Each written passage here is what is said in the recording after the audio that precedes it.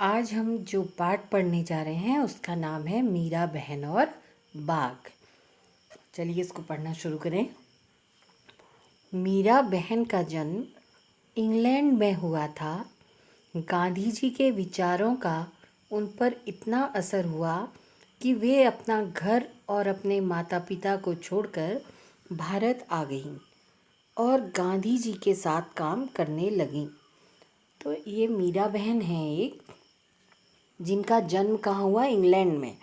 जो इंग्लैंड में पैदा हुई, ठीक है, लेकिन गांधी जी के विचारों का, गांधी जी के जो विचार थे, गांधी जी के जो थॉट्स थे, उनका मीरा बहन पर इतना प्रभाव पड़ा कि उन्होंने क्या किया, अपना घर छोड़ दिया। अपना घर मीन्स इंग्लैंड में जो उनका घर था वो छोड़ दिया और अपने माता पिता को छोड़ दिया और वो वहाँ से भारत में आकर यहाँ रहने लगी और गांधी जी के साथ काम करने लगी। ठीक है, कैसा काम? गांधी जी के विचारों को लोगों तक पहुंचाने का काम।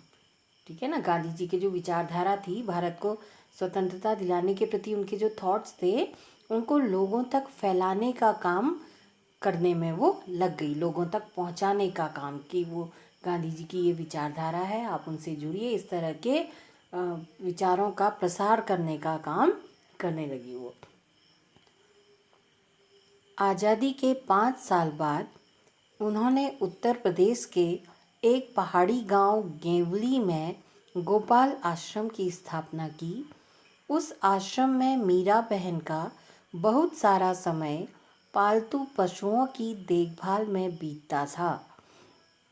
तो अब जब भारत आज़ाद हुआ, हमारे इंडिया को इंडिपेंडेंट इंडिया जब बन गया, अब हमारा भारत मतलब जब स्वतंत्र हो गया, तो उसके 5 साल बाद, कब हुआ था हमारा भारत स्वतंत्र? 15 अगस्त 1947, 15 अगस्त 1947 को हमारा जो भारत था वो स्वतंत्र हुआ। और उसके 5 साल बाद मीरा बहन ने क्या किया, उत्तर प्रदेश का एक पहाड़ी गांव था, पहाड़ी गांव मीन्स कहीं पहाड़ी एरिया में वो बसा होगा, तो उस गांव का नाम था गेवली और उसमें उन्होंने एक आश्रम बनाया और उस आश्रम का नाम रखा गोपाल। ठीक है, गोपाल आश्रम उनके आश्रम का नाम था।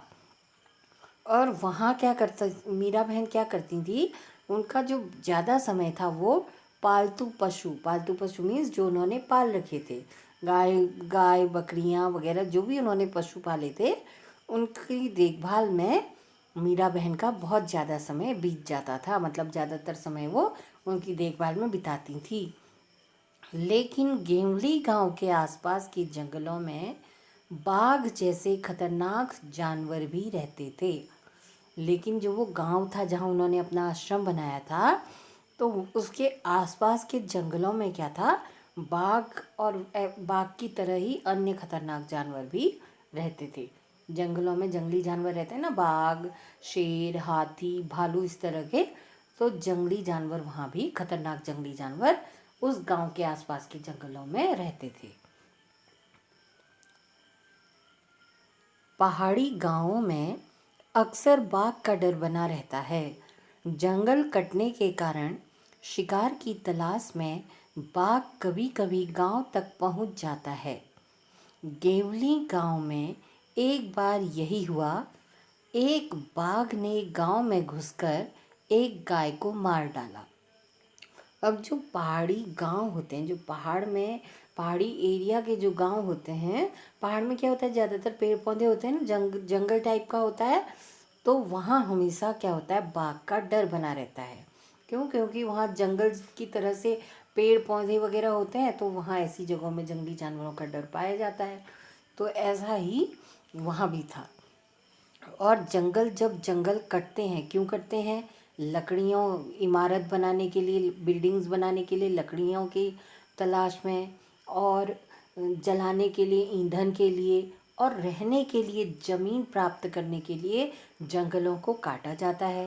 तो जंगल कटने के कारण क्या हुआ, शिकार की तलाश में, मतलब अब जंगल कट गए तो सारे जंगली जानवर भाग रहे होंगे इधर उधर, तो शिकार कहाँ से मिलेगा? ये एक जंगली जानवर को शिकार कहाँ से मिलेगा? तो वो शिकार की तलाश में क्या करने लग जाते हैं ये जानवर, खासकर बाघ गांव तक पहुंच जाते हैं। ठीक है, गांव से किसी का जानवर उठा लिया, किसी इंसान को मार दिया, ऐसे किस्से हम अक्सर सुनते हैं ना, न्यूज़पेपर में आता रहता है ना। अभी यहाँ गुलदार का कितना आतंक हुआ है, तेंदुए का। तो ये क्यों हो रहा है? ये इसीलिए होता है कि अलग अलग ज़रूरतों के कारण जंगलों को काटा जा रहा है, तो जंगली जानवरों को शिकार नहीं मिल पा रहा है। वो शेर क्या खाता है, बाघ क्या खाता है, जंगल में रहने वाले अपने से छोटे मोटे जानवरों को खाता है ना। तो अब जब जंगल कट जाएंगे, जंगल ही नहीं रहेंगे, तो उसको जंगली जानवर खाने के लिए मिलेंगे ही नहीं। तो फिर वो आता है गांव की ओर या शहर की ओर। ठीक है, तो अब गेवली गांव में भी ऐसा ही हुआ। वहाँ क्या हुआ कि एक बाघ ने गांव में घुसकर, मतलब गांव में जाकर के एक गाय को मार दिया। सुबह होते ही यह खबर पूरे गांव में फैल गई। गांव के लोग डरे कि यह बाघ कहीं फिर से आकर दूसरे पालतू जानवरों और किसी आदमी को ही अपना शिकार न बना ले। तो अब क्या हुआ, एक दिन एक बाघ ने गांव में जा कर के एक गाय को मार दिया। और जब सुबह हुई तो ये खबर पूरे गांव में फैल गई। मतलब एक इंसान ने, जिसकी गाय मरी, उसने किसी से कहा होगा, फिर उसने दूसरे से कहा होगा। तो इस तरह से फैलते फैलते सुबह होते ही ये खबर पूरे गांव में फैल गई। मतलब गांव में सबको पता चल गया कि बाघ ने गांव में आकर के गाय को मार दिया है। अब गांव के लोग डरने लगे। क्यों? क्योंकि उनको ये लगा कि अब कहीं ये बाघ दोबारा गांव में आकर के दूसरे पालतू जानवर मीन्स दूसरों की गाय, बकरियां, भैंसें आदि को कहीं मार न जाए। और या फिर बाघ का क्या भरोसा, वो किसी इंसान को भी मार सकता है। तो उनको ये भी डर लगी कि कहीं किसी पालतू जानवर या कहीं किसी आदमी को ही न मार डाले। गांव के लोग गोपाल आश्रम गए और उन लोगों ने मीरा बहन को अपनी चिंता बताई। अब गांव के लोगों ने क्या किया, वो सारे लोग गोपाल आश्रम गए। गोपाल आश्रम में कौन रहता था? मीरा बहन। और उन्होंने वहां जाकर के मीरा बहन को अपनी जो ये परेशानी थी, जिस चीज़ से वो परेशान हो रहे थे, चिंतित हो रहे थे, वो बताई।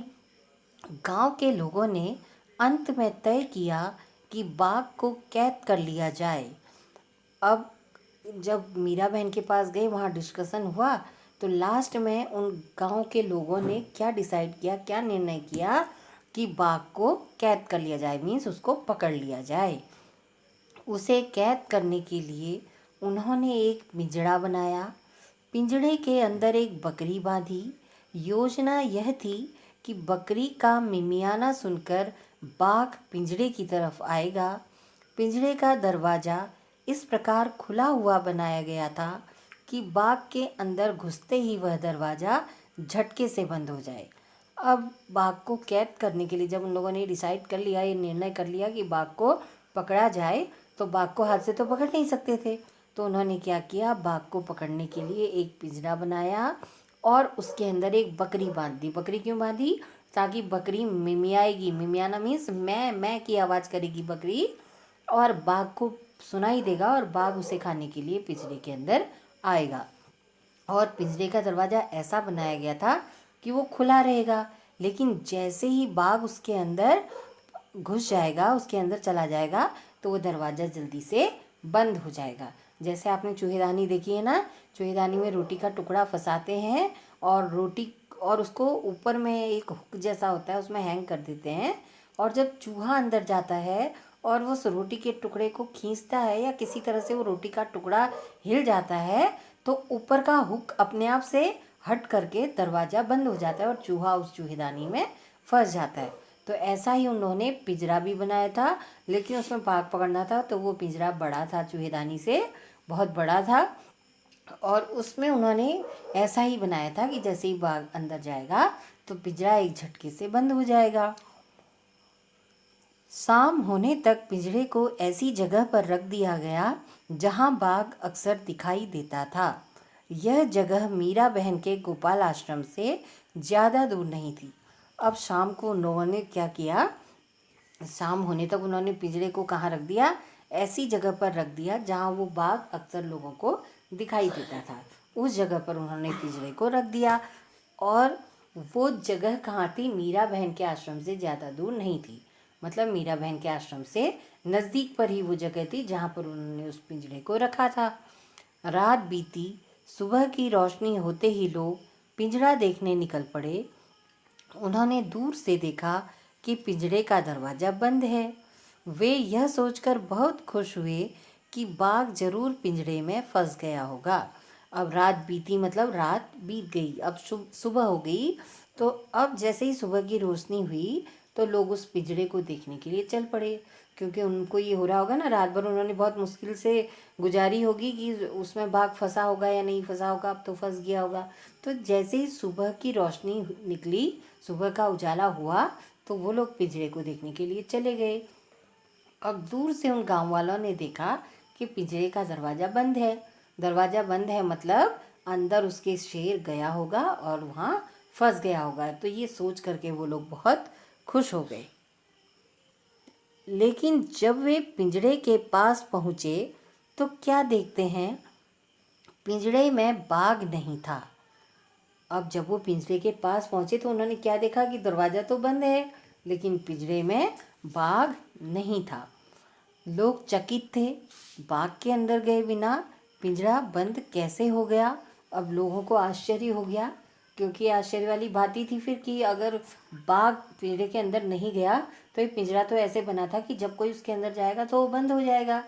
तो ये बाघ तो इसके अंदर गया ही नहीं, तो फिर दरवाज़ा बंद कैसे हो गया। ये देख करके लोग, या ये सोच करके लोग बहुत हैरान थे। लोग मीरा बहन के पास पहुँचे।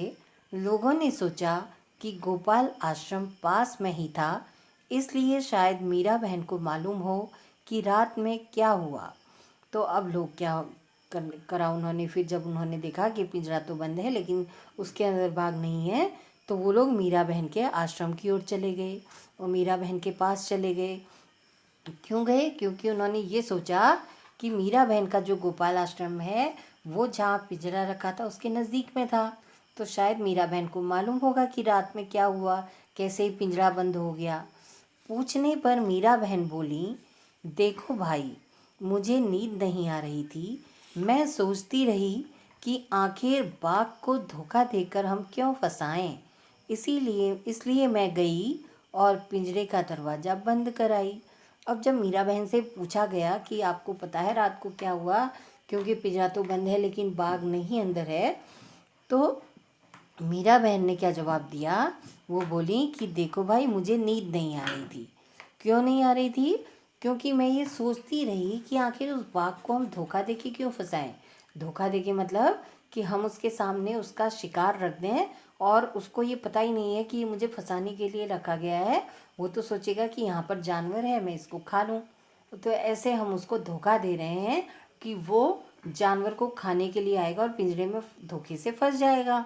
तो मुझे लगा कि हमको ऐसा नहीं करना चाहिए, इसीलिए मैं गई और पिंजरे का दरवाज़ा बंद करके आ गई ताकि उसके अंदर बाघ न जा पाए और ना ही फंस पाए। तो ये है मीरा बहन और बाघ कहानी, क्योंकि इसमें मीरा बहन ने बाघ के लिए क्या किया वो चीज़ बताई गई है, तो इसका नाम मीरा बहन और बाघ शीर्षक है इसका। तो आज हमने इतना ही पढ़ना है।